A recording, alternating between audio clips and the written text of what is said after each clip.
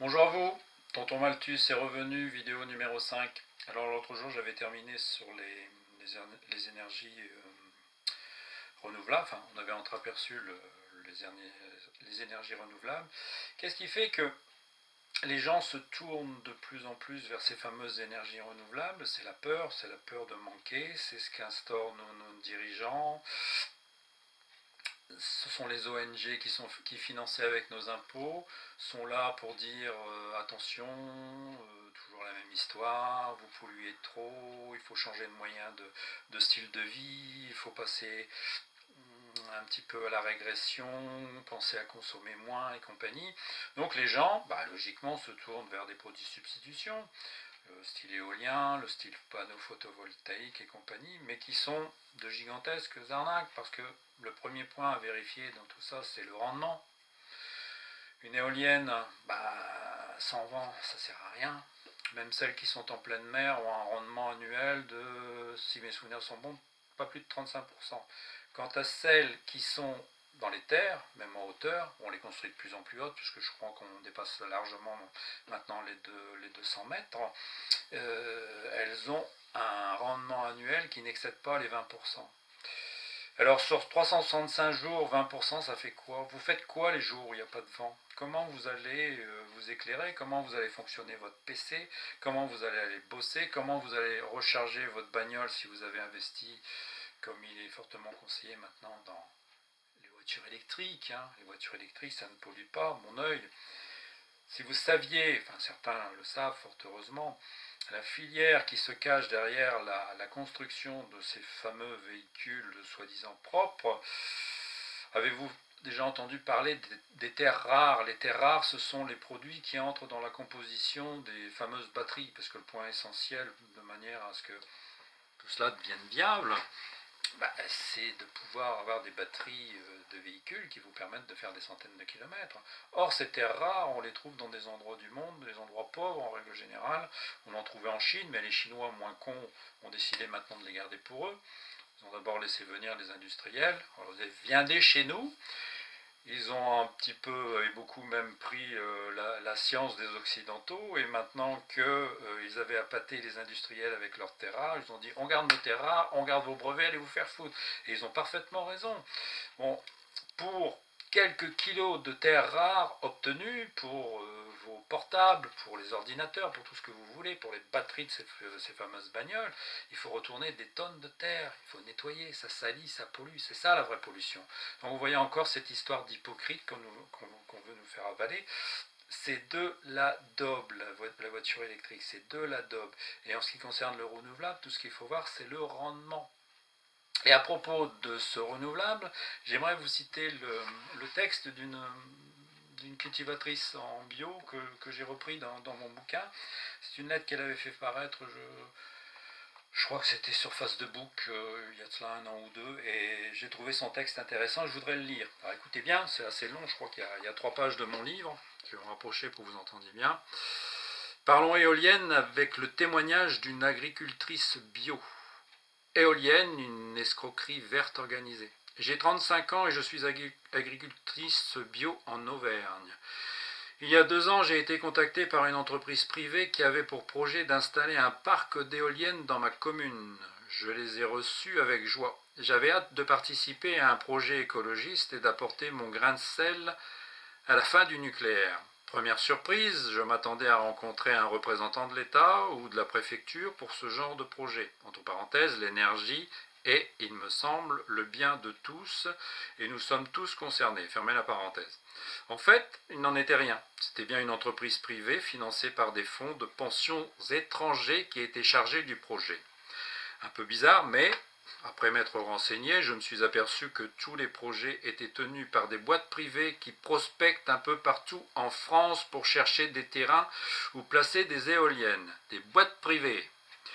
Je pensais donc que cette société voulait m'acheter un bout de terrain, un peu comme un promoteur immobilier, du verre entre guillemets. Deuxième surprise, la société envisageait effectivement d'implanter une éolienne chez moi, mais elle ne voulait surtout pas me déposséder de mes terres. Elle voulait seulement louer le terrain, et cela pour une somme absolument mirobolante. Pour moi qui ai des revenus de 1 500 € par mois, on me proposait un loyer de 30 000 € par an pour 2 éoliennes implantées.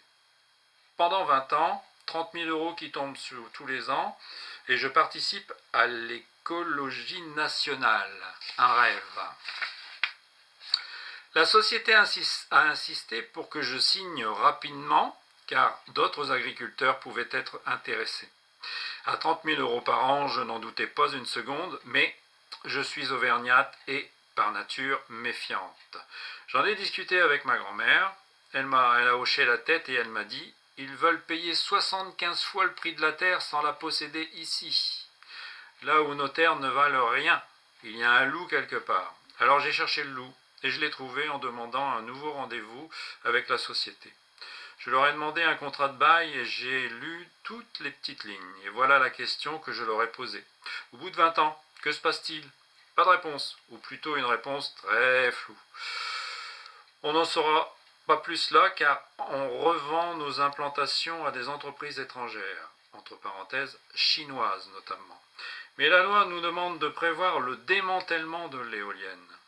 Nous provisionnons 50 000 €, parce qu'au bout de 20 ans, une éolienne est en fin de course.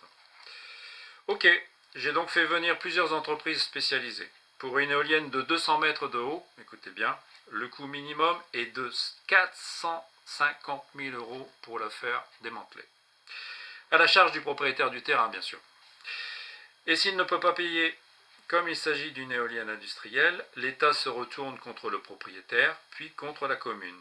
J'ai fait un rapide calcul, le projet d'ensemble comprend 7 éoliennes et ma commune 200 habitants. 450 000 x 7, ça fait 3 150 000 de dettes. J'ai la tête qui tourne, j'ai le vertige face à une telle dette. Ça, c'était ma première découverte. Depuis, je suis allé de surprise en surprise. Tout d'abord, je me suis demandé pourquoi cette société voulait implanter des éoliennes dans un endroit où il y a si peu de vent. Vous voyez, on en revient à ce que je vous disais tout à l'heure. Réponse: en effet, il n'y a pas assez de vent. Qu'à cela ne tienne, nous allons construire des éoliennes beaucoup plus hautes, 200 mètres de haut.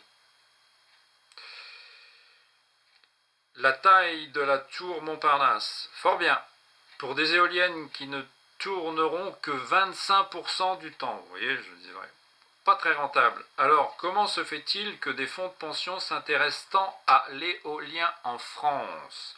Tout simple, en France, une loi, écoutez bien, une loi exige que l'énergie verte des éoliennes soit achetée en priorité 2 fois le prix des autres énergies. Entre parenthèses, l'hydraulique, qui est pourtant totalement vert, ne bénéficie pas de ce privilège. Donc, c'est intéressant pour les investisseurs étrangers. Sans doute en pleine complicité avec le gouvernement, car qui paye cette différence? C'est nous, toujours les mêmes. Sur votre facture EDF, il y a une petite ligne qui indique que nous participons au développement de l'énergie verte. En fait, nous finançons des actionnaires étrangers. Ah oui, je ne vous ai pas tout dit. Cette énergie est essentiellement destinée à être exportée. Donc, pas du tout destinée à faire fermer les centrales nucléaires. Ça, les actionnaires s'en fichent totalement. Moi, pas. Je me suis livré à un nouveau petit calcul. Le développement de l'éolien en France va coûter 75 milliards d'euros financés par nous-mêmes pour détruire nos paysages, notre tourisme, la valeur de nos biens immobiliers et nos parcelles cultivables, entre parenthèses, qui ne le sont plus quand on dépose 1500 tonnes de béton dans le sol pour y placer la tour Montparnasse. Fermez la parenthèse. Avec cet argent, l'État pourrait redistribuer à chaque Français une part pour isoler son logement. Nous pourrions ainsi fermer 18 réacteurs nucléaires, mais ça ne rapporterait rien aux actionnaires. Pour finir, je précise que je ne signe pas ce texte car j'ai reçu des menaces d'agriculteurs qui souhaitent rafler les 30 000 € par an sans réfléchir, et des sociétés de l'éolien qui, plus subtiles, me proposent des compensations entre guillemets contre mon silence. Faites circuler et réfléchissez, sous couvert de verre, on nous prend pour des jambons. Voilà, j'arrête là pour aujourd'hui. À la prochaine vidéo, merci de m'avoir écouté.